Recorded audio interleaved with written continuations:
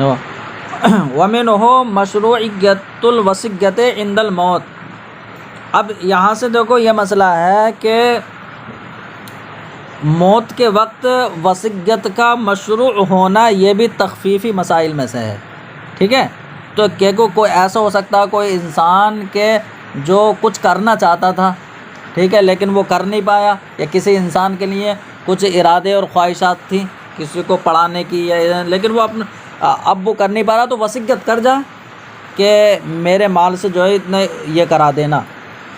تو موت کے وقت وصیت کا مشروع ہونا یہ تخفیف میں سے ہے، لیتدارک الانسان ما فاتہ منہ فی حال حیاتہ، تاکہ انسان جو ہے تدارک کر لے، تلافی کر لے، ما اس کی، لیتدارک الانسان ما، تاکہ انسان جو ہے تلافی کر لے اس کی کہ جو اس سے فوت ہو گیا ہے اپنی زندگی کی حالت میں۔ تو اپنی زندگی کی حالت میں جو اس سے فوت ہو گیا ہے تو اس کی جو ہے وہ تلافی کر لے، ٹھیک ہے، کہ ہاں کہ وہ وصیت کر جائے۔ جیسے روزے رہ گئے، ہاں تو روزے رہ گئے تو اس کی وصیت کر جائے، یا کوئی اس کی خواہش تھی کسی چیز کی، اب اپنی زندگی کی حالت میں وہ نہیں کر پا رہا ہے تو جو ہے وہ وصیت کر جائے،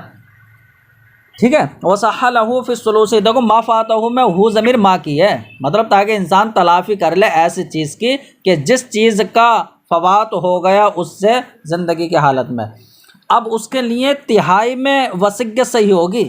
ٹھیک ہے، کیونکہ دیکھو اب اس کے بعد ورثہ بھی ہیں، تو دیکھو ورثہ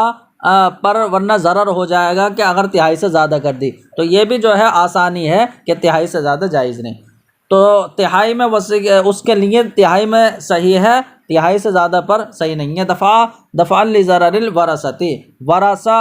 پر ضرر کو دور کرتے ہوئے، حتی اجزناها بالجمیع عند عدم الوارث، یہاں تک کہ دیکھو ورثہ پر ضرر کی وجہ سے تہائی سے زیادہ جائز نہیں ہے نا، لیکن اگر ورثہ ہی نہیں ہو تو تمام مال کی وصیت کر سکتا ہے، یہ بھی تخفیف ہے، یہاں تک کہ ورثہ کی عدم موجودگی میں تمام مال کی وصیت کو جائز قرار دیا ہے، یعنی ہاں ضمیر وصیت کی ہے تو وصیت کو تمام مال کی جائز قرار دیا ہے وارث کی عدم موجودگی میں۔ اب دیکھو اور اگر کسی دیکھو لا وصیت للوارث یہ ہے تو وارث کے لیے وصیت نہیں ہے، لیکن اگر بقیہ ورثہ جو ہے وہ اجازت دے دیں تو اب اس کے لیے جو ہے جائز ہو جائے گی، تو یہ بھی دیکھو اجازت پر موقوف کر دیا۔ اور ہم نے وصیت کو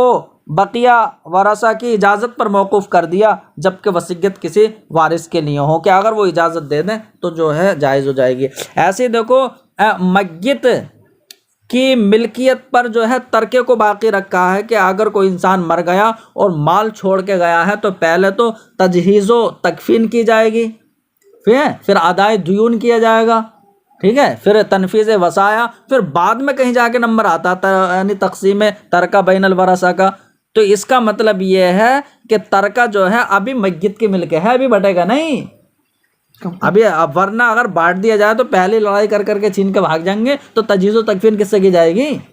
تو یعنی مرنے کے بعد کسی انسان کے ابھی اسی کی ملکیت میں باقی رکھ دیا شریعت نے کہ ملکیت ختم نہیں ہوئی ہے جب تک کہ سارے کام کرنا لیے جائیں، تو تجہیز و تکفین، پھر ادائے دیون، پھر تنفیذ وہ وصایا، تو یہاں تک کرنے کے بعد پھر ترکہ جو ہے تب بڑھتا ہے۔ تو وہ یہ کہ حکماً، ورنہ تو اس کا زندہ ہونا ضروری تھا، لیکن حکمت اس کی ملکیت پر واقع رکھ دیا، اور ہم نے ترکے کو باقی رکھ دیا میت کی ملکیت پر حکماً حتی تقضی حوائجہ منہا، یہاں تک کہ یعنی کیا ہے اس ترکے سے یعنی اس مال سے جو ہے ترکے سے میت کی ضروریات کو پورا کیا جائے گا، مطلب تجہیز و تکفین وغیرہ کے عمل میں لایا جائے گا، پھر بعد میں جو بھی ادائے دیون تنفیذ وصایا رحمتاً علیہ میت پر یہ مہربانی کرتے ہوئے، ورنہ تو میت پر مہربانی نہیں ہوگی، وہ کفن وفن کے لیے کپڑا نہیں ملے گا، ٹھیک ہے۔ ووسعنا الامر فی الوصیت، اور دیکھو ہم نے وصیت میں معاملے کو کشادگی دی ہے، کیسے کہ معدوم کی وصیت جائز نہیں ہے، دیکھو معدوم کی وصیت ویسے، لیکن یہاں پر شریعت نے معدوم کی وصیت کو بھی جائز قرار دے دیا، ٹھیک ہے، لیکن معدوم میں یہ پتہ ہو کہ ابھی جو ہے نا یہ ہو جائے گا، ایسا معدوم کی وصیت جائز نہیں ہے کہ جس کے وجود کا یقین ہی نہ ہو، جیسے یعنی بھور لگا ہوا پیڑوں پہ، تو اگر کسی نے کہہ دیا اس کے جو پھل آئیں گے ابھی آئے نہیں ہیں، وہ پھل جو ہے میں نے اس کے لیے وصیت کر دیے، تو اس کی جائز ہے۔ تو یہ بتا رہے معدوم کی وصیت کو ہم نے جائز قرار دیا ہے۔ وَلَمْ نُبْطِلْهَا بِالشُّرُوطِ الْفَاسِدَةِ، اور شروط فاسدہ کی وجہ سے ہم نے وصیت کو باطل نہیں کیا ہے، کہ اگر کسی نے اس کی وصیت کی ہے اگر وہ انسان جائز قرار دے دے، مطلب دوسرے کی اجازت پر جو ہے اسے موقوف کر دیا، تو یہ شرط فاسد ہے یہ لگانا کہ میں نے اپنے اس مال کی وصیت زید کے لیے کی ہے جبکہ میرا وہ دوست جو ہے اجازت دے دے، یہ شرط مانو۔ تو اگر اس کی جو ہے اس نے شرط لگا دی تو وصیت نافذ ہو جائے گی اور اس کی اجازت کی کوئی ضرورت نہیں ہے، شرط فاسد خود فاسد ہو جاتی ہے۔ دیکھو یاد رکھے جہاں مبادلۃ المال بالمال ہوتا ہے تو وہاں پر شرط فاسد کام کرتی ہے، اس عقد کو فاسد کر دیتی ہے، اور ہبہ وغیرہ نکاح وغیرہ میں مبادلۃ المال بالمال ایسی وصیت میں نہیں ہوتا، تو یہ شرط فاسد کی وجہ سے باطل نہیں ہوتے، اور ہم وصیت کو باطل نہیں کرتے ہیں شروط فاسدہ کی وجہ سے۔ وَمِنْهُ إِسْقَاطُ الْإِثْمِ عَنِ الْمُجْتَهِدِينَ فِي الْخَطَإِ، اب دیکھو اس پر علماء کا اتفاق ہے کہ اگر مجتہد سے خطا ہو جاتی ہے تب بھی مصاب علیہ ہوتا ہے وہ، اور اگر وہ مصاب ہو جائے تو اس کے لیے 2 اجر ہیں،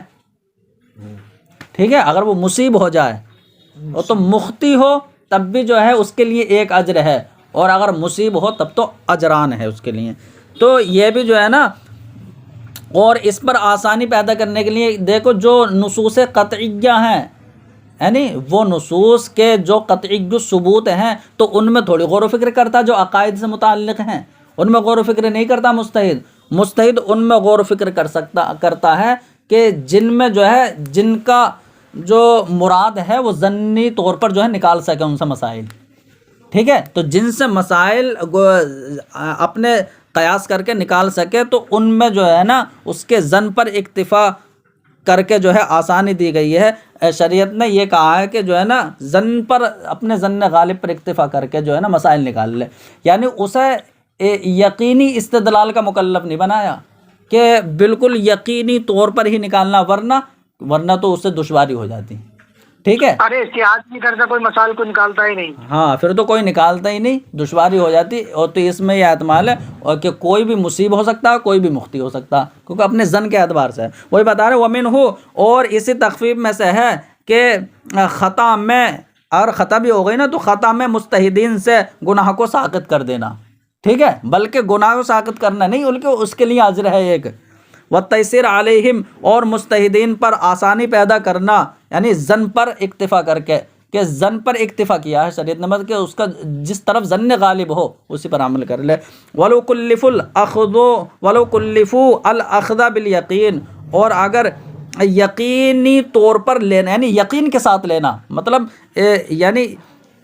یقینی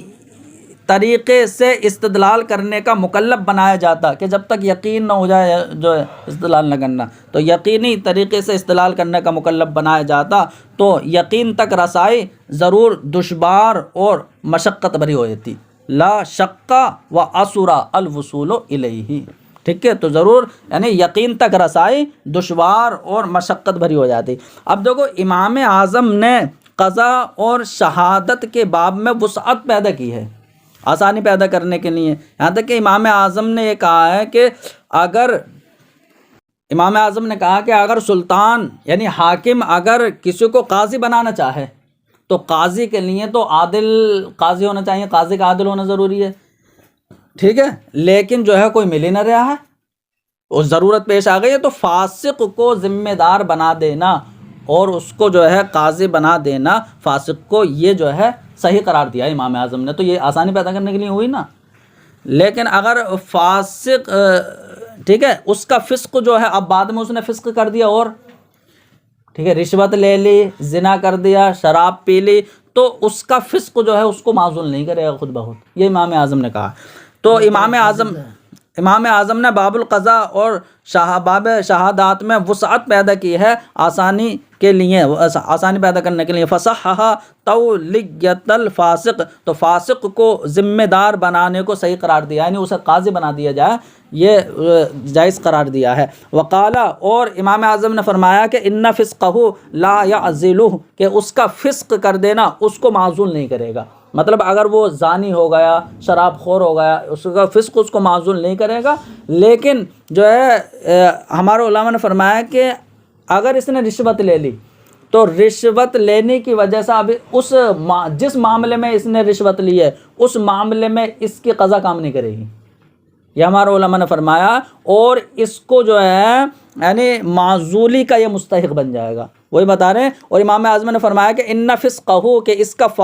فسق کر دینا وہ اس کو معزول نہیں کرے گا، وانما یستحقہ، وہ الگ بات ہے کہ ہاں یہ معزولی کا مستحق ہوگا، مستحق ہے یہ، کیا بعد میں اسے ہٹا دیا جائے گا، لیکن اپنے فسق سے جو ہے یہ معزول نہیں ہوگا۔ تو یہ تو قضا کا معاملہ ہو گیا۔ اب باب شہادت میں بھی امام اعظم نے وسعت دی ہے، تو اس کا مسئلہ یہ ہے ولم یوجب تزکیۃ الشہود۔ اب دیکھو یہ ہوتا ہے کہ گواہ بنانے ہوتے ہیں، تو امام اعظم نے فرمایا ہے کہ مسلمانوں کی حالت کو صلاح پر محمول کیا جائے گا، کہ یہ مسلمان ہے، ایمان والا ہے، تو چلو یہ فسق و فجور سے، ان کاموں سے جو ہے بری ہوگا،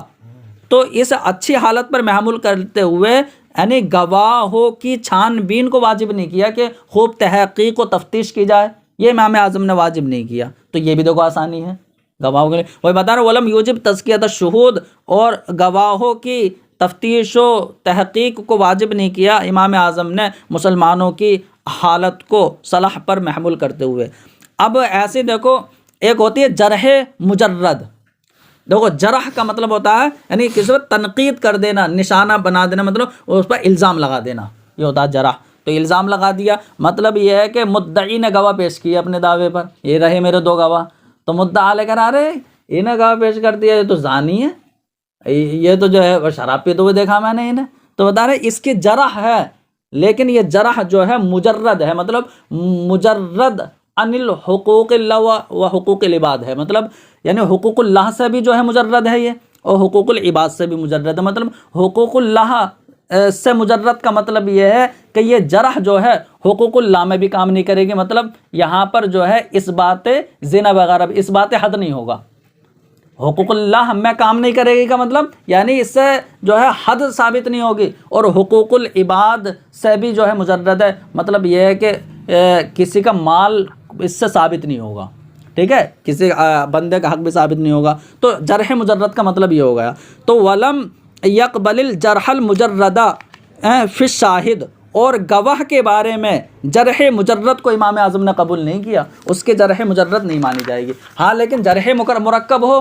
یعنی اس نے یہ کہہ دیا ارے باقاعدہ سب کو، انہیں دونوں گواہوں کو میں نے دیکھا، کئی لوگوں نے کہہ دیا کہ ہم نے دیکھا ہے، اور پوری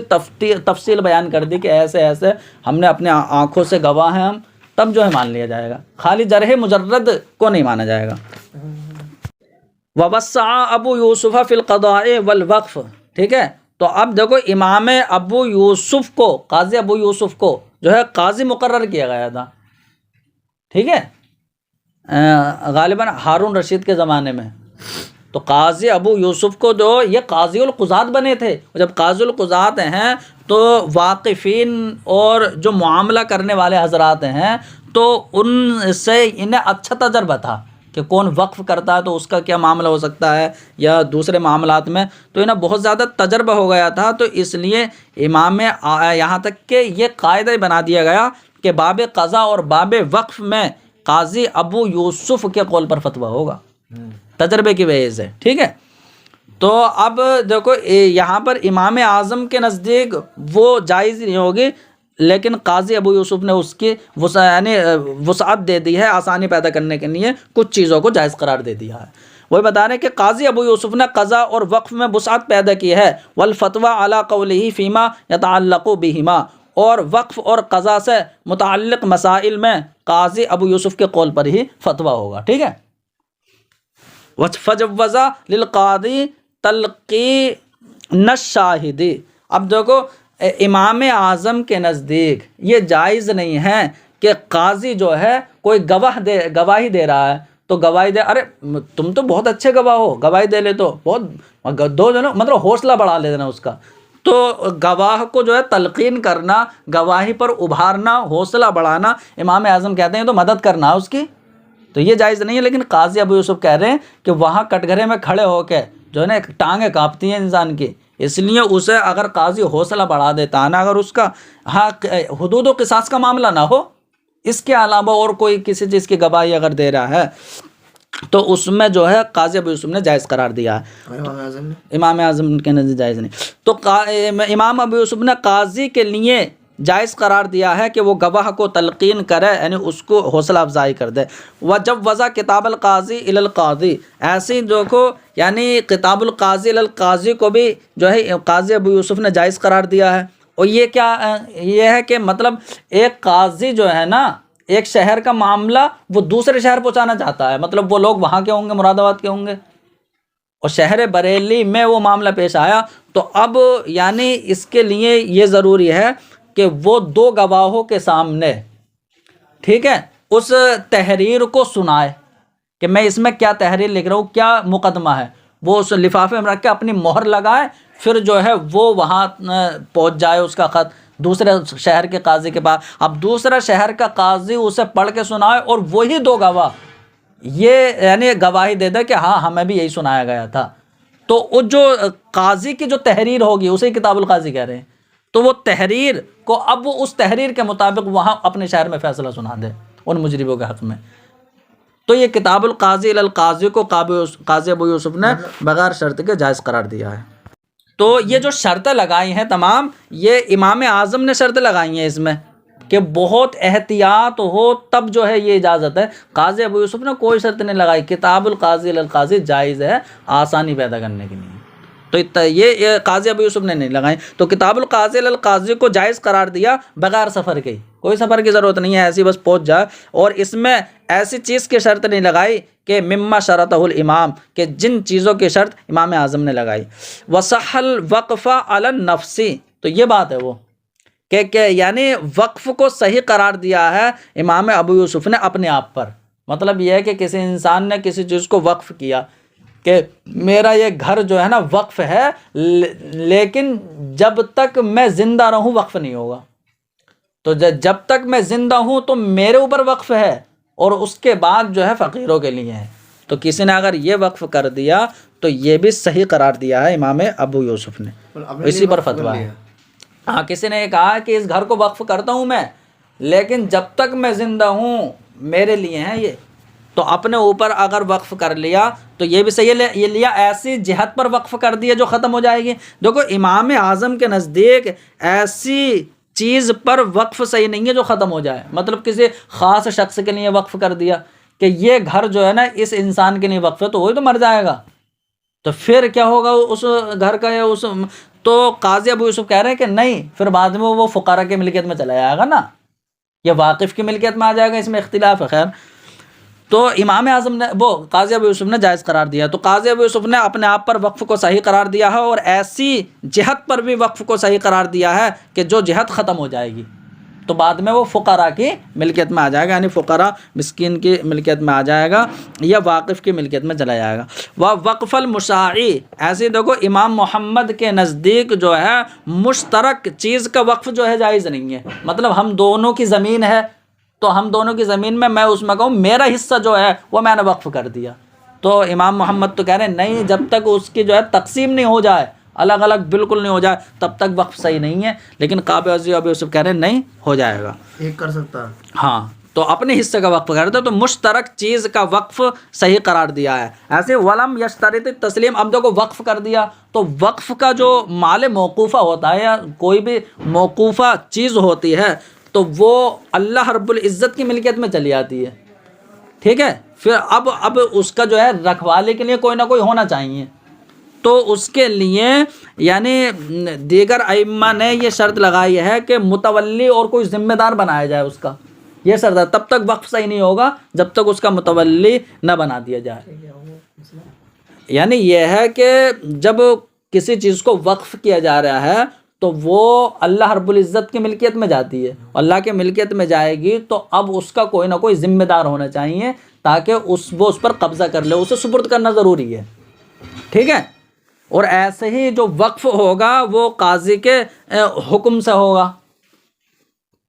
ہے نا. تو کہ بعض ائمہ نے یہ شرط لگائی ہے کہ قاضی کے فیصلے سے کوئی چیز جو ہے وقف ہوگی. ٹھیک ہے. تو لیکن قاضی ابو یوسف نے کہہ رہے ہیں کہ قاضی ابو یوسف نے یعنی متولی اور ذمہ دار کو سپرد کرنے کی شرط نہیں لگائی اور نہ قاضی کے فیصلے کی شرط لگائی. بغیر ایسی چیز وقف ہو جائے گی اور مال وقف کہلائے گی. تو یہ مفتوی مسائل ہیں. قاضی ابو یوسف کے بعد پر فتویٰ ہوتا ہے. ایسی دیکھو یعنی جب وضع استبدالہ عند الحاجت الیہ، قاضی ابو یوسف نے وقف کو بدلنے کی ضرورت کے وقت جائز قرار دیا ہے. کہ کوئی دیکھو ایسی جگہ پر زمین وقف کی زمین ہے کہ وہاں پر جو ہے ضرورت یہ ہے کہ اسے دوسری جگہ پر زمین لے کے مدرسہ تعمیر کر دیا جائے، قبرستان بنا دیا جائے، مسجد بنا، کچھ بھی بنا دی جائے. ہاں اس جگہ کو بدل کر کے دوسری جگہ لے کر کے. تو قاضی ابو یوسف کہہ رہے ہیں ہاں، تو قاضی ابو یوسف کہہ رہے ہیں کوئی شرط نہیں ہے. یعنی تو شرط کے ساتھ بھی جائز قرار دیا ہے، بغیر شرط کے بھی جائز قرار دیا قاضی ابو یوسف نے. لیکن امام اعظم شرط لگاتے ہیں. ٹھیک ہے. امام اعظم یہ شرط لگاتے ہیں کہ پہلی بات تو یہ ہے کہ کم قیمت میں جو ہے تبدیل نہ کی جائے، کم قیمت میں. اور دوسری بات یہ ہے کہ اگر زمین ہے تو زمین سے ہی تبدیلی کی جائے. ٹھیک ہے. ہاں زمین سے ہی تبدیلی کی جائے اور کسی چیز سے نہیں. ہاں دوسری زمین ہی لی جائے. ایسے نہیں کہ مدرسہ کوئی پلاٹ پہ اور کچھ لے لیا. ٹھیک ہے. کھانے پینے کی چیز لے لی، ایسے نہیں. اور امام اعظم یہ بھی کہتے ہیں کہ یعنی یہ تبدیلی جو ہوگی نا ایسی نہیں ہوگی، اس میں یہ بھی شرط ہے کہ قاضی کرے، قاضی نہیں تو اس کا نائب کرے، وہ نہیں ہو تو عام مسلمین کی جو ہے مشورے سے ہو. تو یہ جو شرط لگاتے ہیں تو چاہے شرط کے ساتھ ہو وہ بھی جائز قرار دیا ہو، بغیر شرط کے بھی. یہ کیونکہ وقف میں رغبت ہوتا ہے لوگوں کو تاکہ خوب وقف کر دیں. وہ یہ کہ اور قاضی ابو یوسف نے وقف کے بدلنے کو جائز قرار دیا ہے، بدلنے کی ضرورت کے وقت بغیر کسی شرط کے، اور شرط کے ساتھ بھی جائز قرار دیا ہے وقف میں رغبت کی وجہ سے. ایسے مسلمانوں پر آسانی کے لیے کہ مسلمانوں پر آسانی رہے گی. فقط بانا بہذا، تو اس سے ظاہر ہو گیا کہ اس قاعدے کی طرف جو ہے یعنی یہ قاعدہ کہ المشقت و تجلب التیسیر، جہاں مشقت ہوتی ہے وہاں آسانی دی جاتی ہے. تو اس قاعدے کی طرف فقہ کے اکثر باب جو ہے راجع ہیں. یہ پتہ چلے گا کہ فقہ کے بہت سا جو ہے ایک فقہ کے بہت مسائل جو